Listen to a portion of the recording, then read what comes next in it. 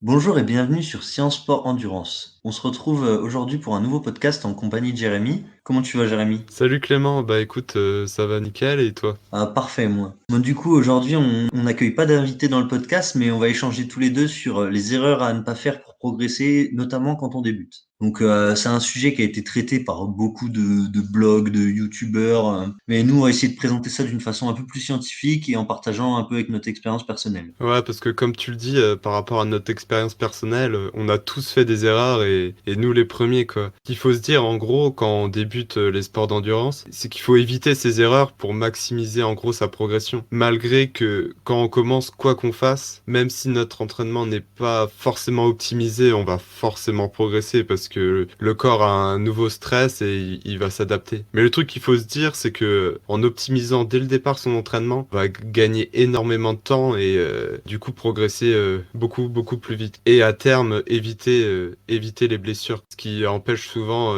la progression même à un niveau qui est pas forcément exceptionnel. Ouais, je suis totalement d'accord. Je pense vraiment que il faut. Enfin, personnellement, j'ai l'idée de progresser peut-être plus lentement que d'autres, mais toujours continuer sur cette pente et éviter les blessures. On connaît tous quelqu'un qui fait que des blessures tous les 3 mois, qui redevient très fort, mais qui se reblesse, qui est obligé de couper. Et ça, je pense que c'est le plus rageant pour un sportif, et c'est ce qui le coupe vraiment dans sa progression. Ouais, exactement. Souvent, les gens veulent trop en faire d'un coup et oublient que le sport d'endurance, bah, c'est comme dans le titre, c'est comme dans le nom, quoi. C'est de l'endurance, donc ça prend du temps. Il faut être patient et faire des petits pas, comme nous disait Jérémy Azou. Donc, on va commencer notre entretien, nos informations sur l'intensité. Donc, l'intensité qu'on va mettre à l'entraînement. Qu'est-ce que tu pourrais nous dire sur ce sujet, Clément? Ah, alors déjà, la première des choses pour moi, c'est qu'il faut connaître tes intensités et apprendre à les gérer pendant que tu t'entraînes. Et après, avec l'expérience, tu sauras reconnaître quelle intensité tu es à tel. Par exemple, pour un coureur à pied, même sans forcément regarder la montre à l'allure où t'es, tu sauras à quel niveau d'intensité t'es et si t'es dans telle zone, dans une bonne zone ou dans une mauvaise zone en fonction de la séance. Et justement, c'est important d'avoir toujours à l'idée que il faut savoir quel est le but de ta séance. Si tu sais pas pourquoi tu t'entraînes, si tu sais pas, si tu dis ouais je vais faire une séance aujourd'hui mais je sais pas ce que c'est le but, au final elle s'inclut pas vraiment dans une planification et il y aura peu d'effets et elle servira peut-être pas à grand chose sur le long terme. Ouais, comme tu dis, il faut avoir un but dans sa séance et puis même ça permet de pas forcément se poser de questions s'il y a déjà un programme établi. Comme ça, on arrive le jour J, on fait notre entraînement et puis il y a un but au final et il y a une motivation, il y a quelque chose qui se crée qui fait que qu'on a envie de continuer de progresser. Alors que si on arrive à l'entraînement, on dit bon bah ok, aujourd'hui je cours 1 heure, puis voilà, et puis on y va comme ça. Ok, on peut prendre du plaisir, etc. Mais si on est vraiment dans un but de performance, des objectifs, bah je pense que à terme c'est toujours mieux de faire des programmations comme tu le dis et de se fixer un objectif clé pour la séance. Et justement pour calibrer son entraînement, quel outil on pourrait utiliser pour calibrer son entraînement et donc l'intensité? Alors là-dessus, c'est vrai qu'il y a une multitude d'outils pour calibrer ton entraînement, notamment avec les nouvelles technologies. Donc le truc qu'on pense en priorité, il va y avoir l'allure ou la fréquence cardiaque qui sont vraiment les plus connus, mais ou la puissance en cyclisme. Enfin, on a vraiment une multitude d'outils qu'on peut se servir. Et ça, on va faire un podcast où on va vraiment tout détailler précisément pour chaque sport. Donc ça sera intéressant à suivre une prochaine fois. Et tous ces outils de calibration, ils vont également nous permettre de surveiller notre charge d'entraînement afin de limiter la fatigue et de surtout plus que limiter la fatigue, le but ça va être de gérer la fatigue et de pouvoir flirter avec la limite du surentraînement, toujours rester dans une zone un peu confortable mais flirter avec cette zone qui va nous permettre de progresser avec la récupération. Donc c'est important de pas vouloir aller trop vite tout le temps et de bien intégrer ces phases de récupération. Et donc c'est là que le volume d'entraînement, il doit être aussi en accord avec le temps qu'on a pour récupérer. Du coup, vous l'aurez compris, le but c'est pas d'être le recordman du monde à chaque entraînement. Mais je sais pas, Jérémy, qu'est-ce que tu peux en dire là-dessus? Comme tu le dis, en fait, il faut pas essayer forcément d'aller toujours plus vite à chaque entraînement. C'est bien de battre son record, mais battre son record à tous les entraînements, c'est pas forcément la clé pour progresser. Il faut essayer de trouver des moments clés, des compétitions. Bon, même si en ce moment c'est assez compliqué de trouver des compétitions, mais de se fixer des objectifs à long terme et pas forcément se dire à chaque entraînement, aujourd'hui je bats l'entraînement d'hier, quoi. Parce que forcément,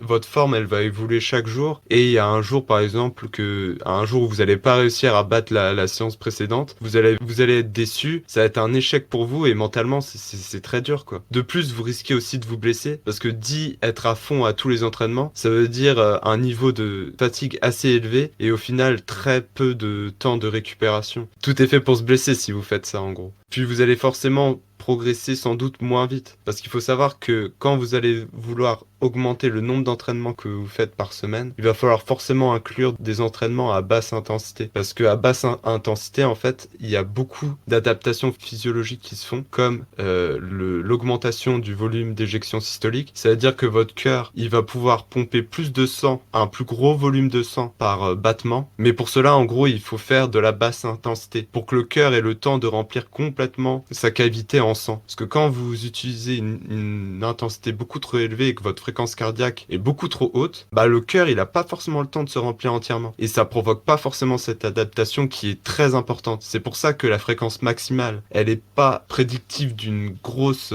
performance. Tous les sportifs d'endurance, ils ont une fréquence maximale pas très haute parce que justement leur volume d'éjection systolique est énorme et ils ont du coup pas besoin de faire monter leur cœur pour faire circuler du sang parce qu'à chaque battement, il y a un énorme volume de sang qui est éjecté. Et du coup, pour mettre en place cela, c'est simple, faut faire de la basse intensité, c'est-à-dire faire des footings sur vélo, des sorties vraiment à basse intensité. Et du coup, mettre son ego de côté pour être lent. Et ça, c'est sans doute une grosse difficulté, c'est de mettre son ego de côté. Parce que moi, le premier, quand j'ai commencé à l'aviron étant jeune, à chaque fois, on voulait toujours être devant, toujours aller plus vite, toujours faire l'entraînement plus fort que le précédent, que la veille. Mais au final, avec du recul, bah, c'était pas forcément le meilleur moyen pour progresser. Et on peut retrouver ça exactement en musculation. Il faut savoir que si vous réalisez pas forcément bien le mouvement, bah, il faut mettre pas beaucoup de poids, puis augmenter petit à petit. Qu'est-ce que t'en penses, toi, Clément? Bah, du coup, déjà, par rapport à ce que tu disais au niveau des adaptations du volume d'éjection systolique, c'est ce que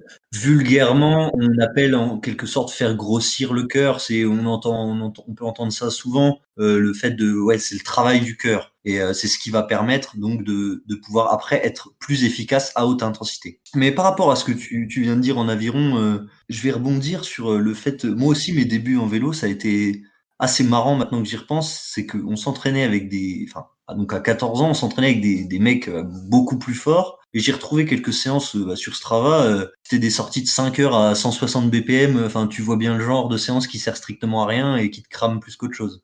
Ouais, je vois. Bah, du coup, c'était rentrer le mercredi après-midi, sauter sur le pot de Nutella et puis après dormir le reste de la journée jusqu'au soir. Et au final, c'est clairement le genre de truc qui crame un gamin. Et je pense que les enfants, justement, dans les clubs, que ce soit dans beaucoup de sports, enfin, notamment dans le cyclisme, ils sont pas assez suivis par des vrais entraîneurs qui peuvent leur apprendre comment s'entraîner. Donc c'est un peu le but de ce qu'on essaye de faire sur ce compte Instagram, enfin dans notre podcast, pouvoir donner des clés pour progresser. Ouais, justement, comme tu le dis souvent, la vieille génération, entre guillemets, hein, je mets des guillemets, bien sûr. Bah, à l'époque, c'était être à fond tout le temps. C'est genre, si t'as pas mal, c'est que si tu t'entraînes mal, c'est que tu t'entraînes pas assez. Alors que maintenant, avec des données scientifiques, avec du recul, on voit très bien que ceux qui progressent, c'est pas forcément ceux qui se mettent tarif à chaque entraînement. Bien sûr qu'il faut se mettre tarif à des entraînements, mais pas à tous les entraînements, quoi. À des entraînements bien ciblés et bien définis. Ouais, faut vraiment avoir en tête que la progression, elle se fait pas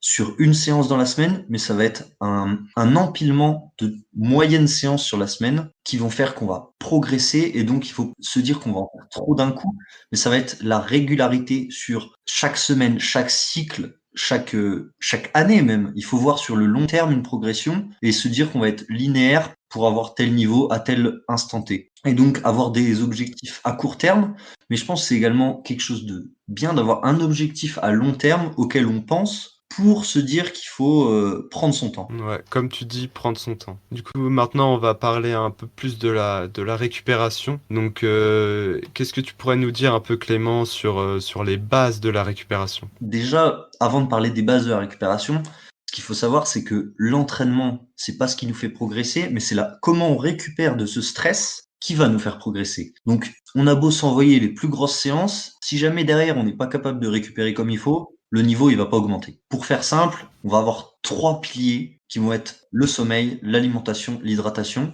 En soi, ça va se regrouper dans l'hygiène de vie et c'est ce qui va faire progresser voire même beaucoup plus que tout ce qu'on peut trouver comme complément alimentaire ou gadget. On pense notamment pistolet de massage actuellement, c'est un peu à la mode, mais c'est vraiment des gains marginaux, tout ça, et surtout dans le cadre d'un débutant, il faut vraiment se concentrer sur les bases. Ouais, comme tu le dis, genre, ça sert à rien de s'acheter un pistolet de massage si de base on a une alimentation entre guillemets de merde, faut le dire.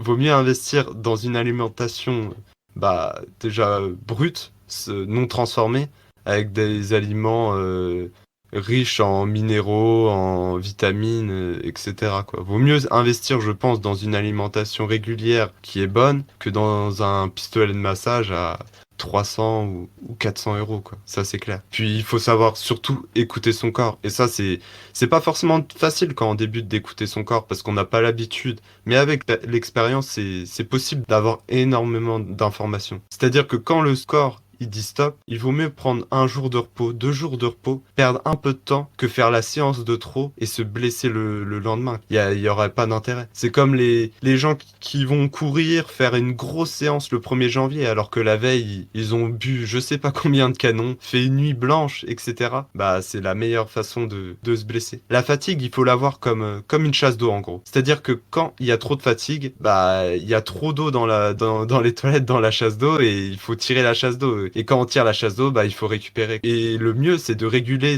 justement ce niveau de fatigue, donc dans les toilettes, pour éviter de devoir tirer une grosse chasse d'eau, c'est-à-dire être en surentraînement, être complètement mort et devoir récupérer pendant une semaine. Donc, je pense que c'est quelque chose à méditer. Et c'est souvent quand on est blessé qu'on se dit ah mince, j'aurais dû faire ça. Alors que si on y pense continuellement, c'est-à-dire bon ok aujourd'hui je récupère, etc. Bah on sera pas blessé. Peut-être que sur le coup on s'en rend pas compte, mais quand on parle avec nos amis qui disent oh aujourd'hui j'ai mal ceci, j'ai mal cela, et que toi t'es au top et que t'es en forme, que aucune blessure, que t'es en pleine progression, bah tu dis bah au final c'est pas plus mal de ce que je fais quoi. Ouais, clairement, le principal, c'est de savoir se mettre un petit stop, savoir un petit peu reculer pour mieux avancer après. Enfin, dans tous les cas, on est amateur. La plupart de ceux qui nous écoutent sont amateurs. Et il faut vraiment se dire que un entraînement de perdu, une journée de repos prise, ça vous fera pas régresser. Au contraire, surtout qu'il y a certaines études qui mettent en avant que le désentraînement arrive à partir du 10-12e jour, après du coup avoir arrêté complètement l'entraînement. Donc clairement, même s'il faut prendre trois jours sans rien faire, il y aura pas de séquelles. Alors peut-être une perte de sensation sur les premières séances quand on reprendra, mais sur la compétition que vous allez faire un mois après, il y aura pas de perte de niveau. Donc faut vraiment ne pas hésiter à prendre du repos, si surtout quand on est expérimenté et qu'on sait quand on arrive à un niveau de fatigue élevé, vraiment pas hésiter à supprimer la séance intense, raccourcir peut-être un peu le volume sur des séances d'endurance, essayer vraiment de prendre repos, ou même des fois ça peut être quand on est sur un cycle, peut-être prendre la séance de repos de fin de cycle, l'avancer d'une semaine pour mieux pouvoir enchaîner sur le cycle suivant. Donc voilà, je pense que on a un peu fait le tour au niveau de la récupération. Vraiment, concentrez-vous sur les 3 piliers. D'ailleurs, à propos de l'alimentation, on va faire un podcast avec Vassilis. Je sais pas si tu peux nous en dire un peu plus, Jérémy. Ouais.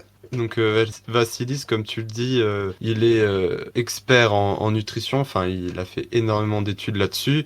Il a sa page Instagram, etc. Il propose des formations et on l'a contacté pour faire un podcast que l'on vous partagera très bientôt. Donc maintenant, on va parler après de récupération, d'entraînement croisé.